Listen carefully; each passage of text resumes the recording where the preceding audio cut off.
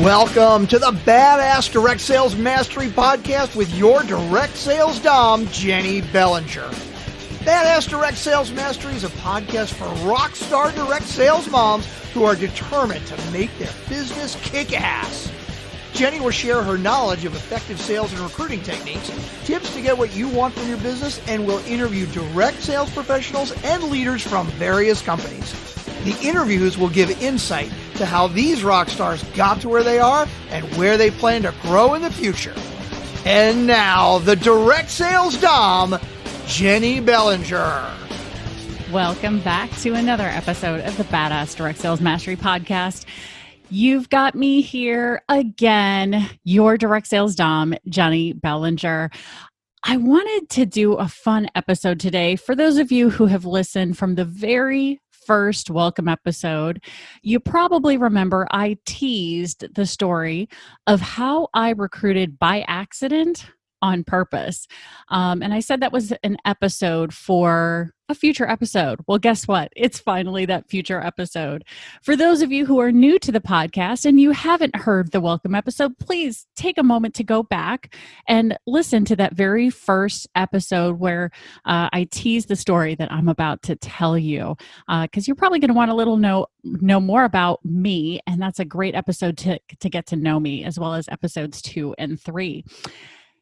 So now that you're back for the story, how did I recruit by accident on purpose? I know that sounds really, really weird, but it really, truly was an accidental recruiting, but it did happen on purpose. It just wasn't my purpose, my intention at the time necessarily. So the story behind this was I had been in business for about 3 months, maybe a little more than 3 months. And I was one of the top salespeople in my uplines organization at that point in time. I was doing really well with sales. I was with a party plan company. And so I was having plenty of parties as a new person. But I had hit that moment where we all run out of parties. We all have that moment, and I had finally hit it a little more than 90 days out from my business starting. And I was really starting to wonder how this was going to go, because I had committed myself to a full year in business. And here I was in the beginning of first or second quarter, and I didn't have a party. Now, what I didn't know at the time was this was also the month of January. For those of you who are in the direct sales world, especially in the party plan world, you know that the month of January is considered one of the dreaded J months. So this means that typically about 50% of parties will reschedule or cancel in the month of January, or any month that begins with J is the current belief set. So what I didn't know was I think I had, I don't know, maybe 2 or 3 parties scheduled for that month, and they had all canceled or rescheduled at that point in time. And I'm sitting there going, great, now what? Well, in that, on one particular day, my upline called me and said, hey, I've got a party in your area. She and I lived about 45 minutes apart at the time. I've got a party in your area tonight, and I'm not going to be able to make it. Could you go do the party for me? And so we talked about what that meant, because this was my very first party that I had ever had dovetailed to me. For those of you who don't know what that is, it's when an upline leader gifts you a party that they have booked with a hostess that they know, and they're allowing you to go do the party, get the sales, get the bookings, etc. And so we talked about what that looked like. And she said, basically what this means is you go do the party, all the orders are yours. Anybody who books a party, that's your party, and anybody that you recruit is your first team member. Because she knew that at that point in time, I was so frustrated and confused as to why people weren't joining my team. I didn't get it. And so as soon as she said, and anybody who you recruit is yours as well, I literally laughed. Like, yeah, right. That's not going to happen, but sure. And what came out of her mouth totally changed how I approached this particular party. Because she said, well, I just want to let you know that the hostess's daughter is in her mid-20s and she's actually thinking about doing this. She's thinking about joining. So if you have a conversation with her tonight and she decides to do it, she can be your first recruit. And I went, oh, okay. Well, that sounds awesome. Yeah. Sure. Okay. Well, thank you. I was extremely grateful that here she was, not only giving me a party, not only giving me sales and potential future bookings, but she was also gifting me potentially my first recruit, which what I didn't know at the time was she was helping plant a seed of belief, a belief that someone in that room wanted to do what we do. And so I went into that party believing that there was someone in the room who wanted to do this. And so as I had a conversation with her throughout the course of the party, and I wasn't being pushy or salesy or anything like that, just was really getting to know her, really getting to know why she would want to do something like this, what benefits she would receive from doing something like this. And what ended up happening was I did end up recruiting that night. It just wasn't the hostess's daughter. I ended up recruiting the hostess's daughter's best friend because she was listening in to that entire conversation the whole time.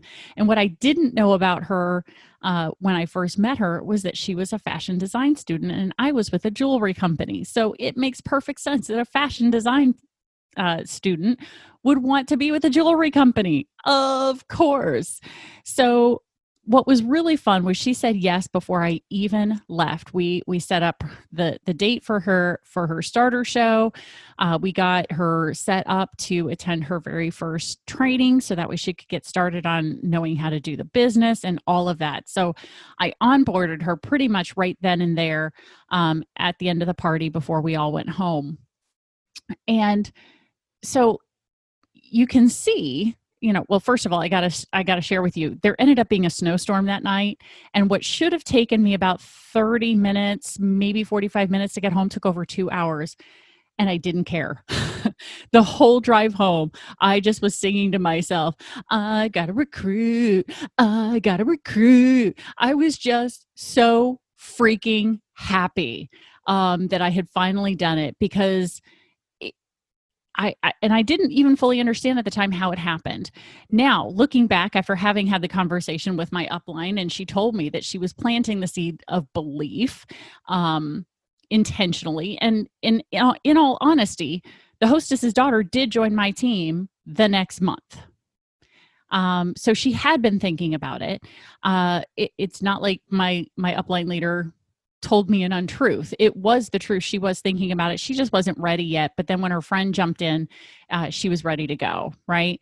So, that seed of belief is huge. Knowing that you have the opportunity that somebody out there wants to do this, you just have to find them, really helps. So that was the on purpose part. The accidental part was the fact that I went in there trying to recruit or looking to recruit someone who I'd been told was interested and ended up recruiting someone else by proxy, totally by accident, because my intent wasn't to recruit the person that I ended up recruiting. But it ended up working out. So what that ended up doing for me in that moment then was understanding how simple that conversation was. It also showed me that at that point in time, when I looked back to figure out, okay, what did I do differently that suddenly had people interested in talking about the opportunity? Well, first of all, because I went in there believing that somebody wanted to do this, I treated the opportunity conversation much differently. Up until that particular party, I would spend probably 3 to 5 minutes talking about our customer sale. I would spend 3 to 5 minutes talking about the hostess rewards that would come from somebody deciding to book a party. And then my opportunity talk sounded exactly like this. And the best way to get our jewelry is to join my team.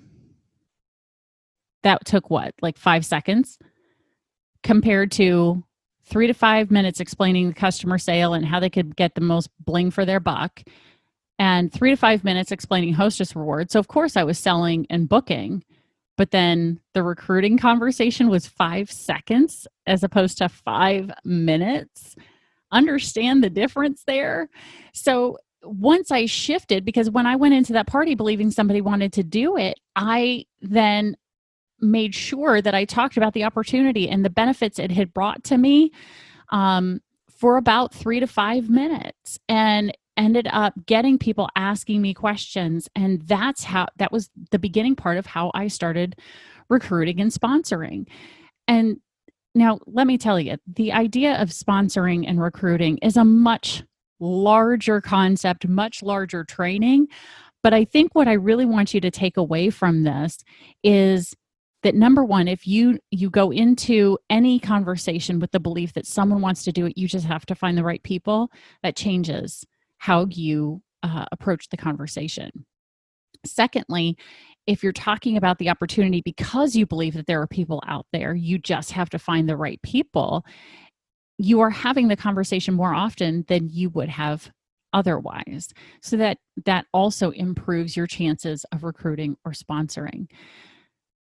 So I hope telling you my story of how I recruited accidentally on purpose is an eye-opener for you and begins to help you make that shift and that switch in order to begin to build, to grow your team. Or if you've already started building and growing and now you're able to take this and really tweak what you're doing to improve those conversations because of your changed mindset from this, please, I'd love to hear about it. Please reach out to me on Facebook. You can find me, Jennie Bellinger, on Facebook, to be able to let me know if this episode or how this episode changes your view of sponsoring or recruiting for your own business. Thanks again for listening, and stay tuned for the next badass episode. Thanks for listening to the Badass Direct Sales Mastery Podcast with your direct sales dom, Jennie Bellinger. Why are you waiting to go to badassdirectsalesmastery.com? Don't make the dom get her whip. If you enjoyed this episode, make sure to share it with another rock star that you know in direct sales after you subscribe to the podcast so you won't miss any future episodes. You can also check out the show notes for links and any contact information mentioned in today's episode. We'll see you next time.